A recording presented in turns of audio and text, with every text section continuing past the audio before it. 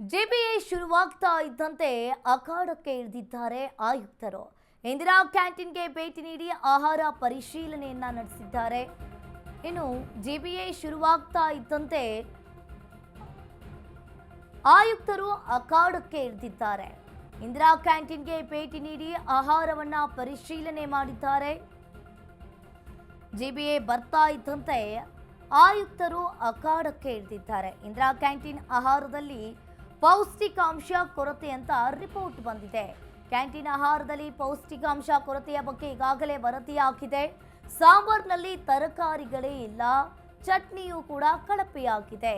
ಗುತ್ತಿಗೆದಾರರಿಗೆ ಜಿಬಿಎ ಈಗಾಗಲೇ ನೋಟಿಸ್ ಅನ್ನ ನೀಡಿರುವಂತದ್ದು. ಜಿಬಿಎ ಶುರುವಾಗ್ತಾ ಇದ್ದಂತೆ ಆಯುಕ್ತರು ಈಗ ಅಖಾಡಕ್ಕೆ ಇಳಿದಿರುವಂತದ್ದು. ಇಂದಿರಾ ಕ್ಯಾಂಟೀನ್ಗೆ ಭೇಟಿ ನೀಡಿ ಆಹಾರ ಪರಿಶೀಲನೆಯನ್ನ ಮಾಡಿದ್ದಾರೆ.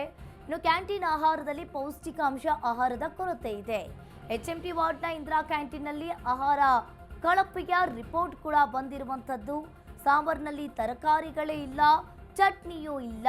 ಗುತ್ತಿಗೆದಾರರಿಗೆ ಜಿಬಿಎ ಆಯುಕ್ತರಿಂದ ನೋಟಿಸ್ ಹೋಗಿರುವಂಥದ್ದು.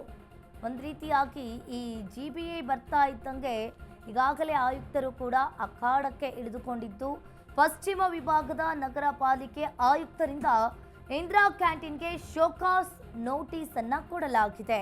ಪಶ್ಚಿಮ ಪಾಲಿಕೆ ವ್ಯಾಪ್ತಿಯ HMT ವಾರ್ಡ್ನ ಇಂದಿರಾ ಕ್ಯಾಂಟೀನ್ ಆಹಾರ ಈಗ ಕಳಪೆ ಎಂಬುದು ರಿಪೋರ್ಟ್ ಬಂದಿರುವಂಥದ್ದು. HMT ವಾರ್ಡ್ನ ಇಂದಿರಾ ಕ್ಯಾಂಟೀನ್ ಇದು. ಸಾಂಬಾರ್ನಲ್ಲಿ ತರಕಾರಿಗಳಿಲ್ಲ, ಚಟ್ನಿಯೂ ಕೂಡ ಕಳಪೆಯಾಗಿದೆ. ಅಲ್ಲಿನ ಆಹಾರದಲ್ಲಿ ಪೌಷ್ಟಿಕಾಂಶವೂ ಇಲ್ಲ. ಗುತ್ತಿಗೆದಾರರಿಗೆ ಜಿಬಿಎ ಗುತ್ತಿಗೆದಾರರು ನೋಟಿಸ್ ಅನ್ನ ನೀಡಿರುವಂಥದ್ದು.